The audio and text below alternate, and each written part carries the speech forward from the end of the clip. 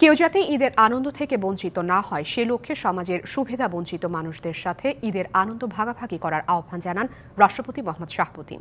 পবিত্র ঈদ উল আজহা উপলক্ষে বঙ্গভবনে বিশিষ্টজনদের সাথে ঈদের শুভেচ্ছা বিনিময় শেষে শুভেচ্ছা বক্তব্যে তিনি একথা বলেন।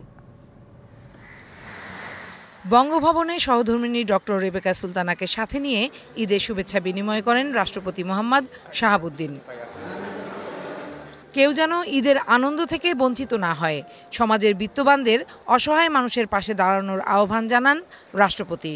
কেউ যাতে ঈদের আনন্দ থেকে বঞ্চিত না হয় সেই লক্ষ্যে সমাজের দারিদ্র্য পীড়িত ও সুবিধা বঞ্চিত মানুষদের সাথে ঈদের আনন্দ ভাগাভাগি করতে এবং তাদের পাশে দাঁড়াতে আমি দেশের বিত্তবান ও সচ্ছল ব্যক্তিবর্গকে এগিয়ে আসার আহ্বান জানাচ্ছি।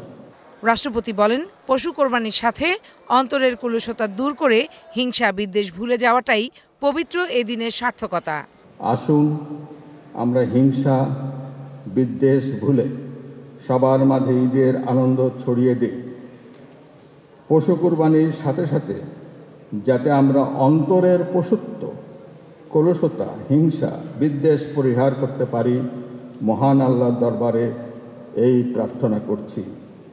রাষ্ট্রপতির সঙ্গে দেশের বিশিষ্টজন সহ বাংলাদেশে নিযুক্ত কূটনীতিকরাও ঈদের শুভেচ্ছা বিনিময় করেন। Farhana Juthi, DBC news, Dhaka.